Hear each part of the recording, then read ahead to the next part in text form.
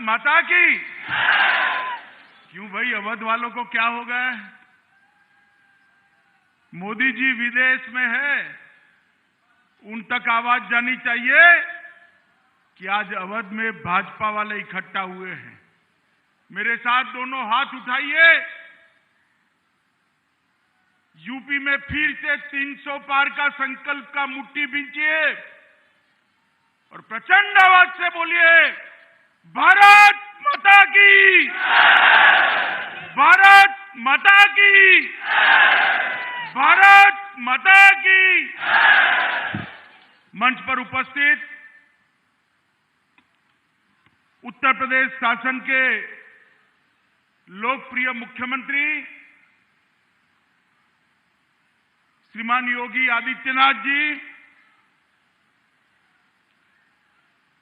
उत्तर प्रदेश के विधानसभा चुनाव की जिन पर जिम्मेदारी है, ऐसे भाई धर्मेंद्र प्रधान जी, उत्तर प्रदेश भारतीय जनता पार्टी के अध्यक्ष श्री स्वतंत्र देव सिंह जी, उत्तर प्रदेश के प्रभारी श्री राधा मोहन सिंह जी, उत्तर प्रदेश के उप मुख्यमंत्री भाई केशव प्रसाद मौर्य जी, उत्तर प्रदेश के उप मुख्यमंत्री श्री दिनेश शर्मा जी, श्री अनुराग ठाकुर जी, श्री महेंद्रनाथ पांडे जी, मंच पर उपस्थित भारतीय जनता पार्टी के सभी पदाधिकारीगण, केंद्रीय मंत्रीगण, यूपी के मंत्रीगण और आज इस कार्यक्रम में आए हुए और भाजपा लाइव के माध्यम से पूरे प्रदेश में इस कार्यक्रम से जुड़े हुए मेरे प्यारे भारतीय जनता पार्टी के कार्यकर्ता भाइयों बहनों को मेरा प्रणाम। आज मैं यहां पर ये उत्तर प्रदेश की ऐतिहासिक भूमि पर भारतीय जनता पार्टी की सदस्यता का शुरुआत करवाने के लिए आया हूं। इसके साथ दीपावली में उत्तर प्रदेश के हर घर पर मेरा परिवार, भाजपा परिवार, इस प्रकार का स्वीकृति लगे, वो अभियान का भी शुरुआत हो रहा है। मित्रों, आज मैं उत्तर प्रदेश में आया हूं तब आप सभी को और उत्तर प्रदेश की महान जनता को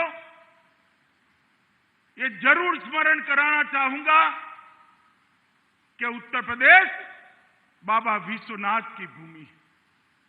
यह उत्तर प्रदेश भगवान श्री राम और श्री कृष्ण की कर्म भूमि, जन्मभूमि। यह उत्तर प्रदेश तथागत बुद्ध की कर्म भूमि, निर्वाण भूमि है। आदिनाथ, ऋषभनाथ और संत कबीर की भूमि है। महाराजा सुहेल देव और पंडित मदन मोहन मालवीय की भूमि है। मगर बहुत सालों से उत्तर प्रदेश को ये एहसास नहीं होता था।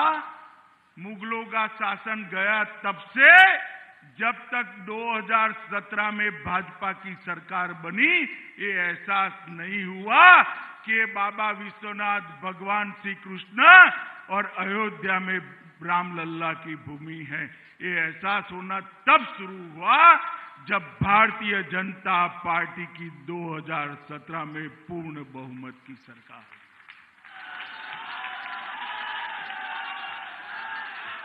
भारतीय जनता पार्टी ने उत्तर प्रदेश को अपनी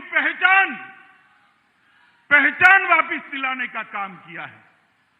भारतीय जनता पार्टी ने उत्तर प्रदेश को देश का सबसे प्रमुख राज्य बनने की दिशा में बहुत आगे ले जाने का काम किया है। और भारतीय जनता पार्टी ने पहली बार ये सिद्ध किया है कि सरकारें जो बनती है वो परिवार के लिए नहीं होती है।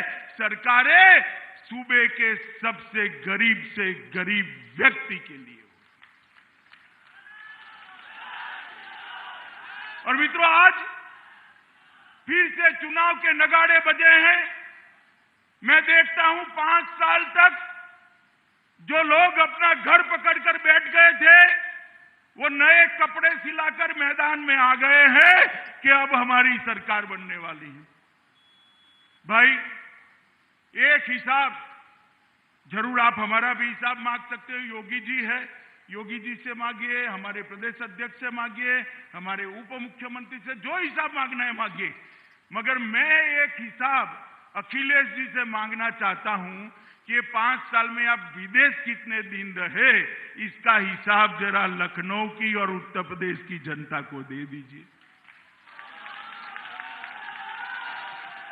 उत्तर प्रदेश में कोरोना आया, बाढ़ आई, आप कहां थे, इसका हिसाब दे दीजिए। मित्रों, ये लोगों ने शासन स्वयं के लिए, परिवार के लिए और ज्यादा से ज्यादा सोच बहुत बड़ी हो गई तो अपनी जाति के लिए किया है, इसके अलावे किसी के लिए शासन नहीं किया। मोदी जी के नेतृत्व में योगी आदित्यनाथ ने जो सरकार चलाई, वो सरकार यूपी के हर गरीब गुरबे के लिए चली है, यूपी के युवा के लिए चली है, यूपी के महिला, दलित, पिछड़े और आदिवासियों के लिए चली। मित्रों, ये परिवर्तन 2017 में आया था। मैं आपको फिर से याद कराना आया हूं। मित्रों, 2014 में परिवर्तन की शुरुआत हुई। उस वक्त में यूपी भाजपा का इंचार्ज था।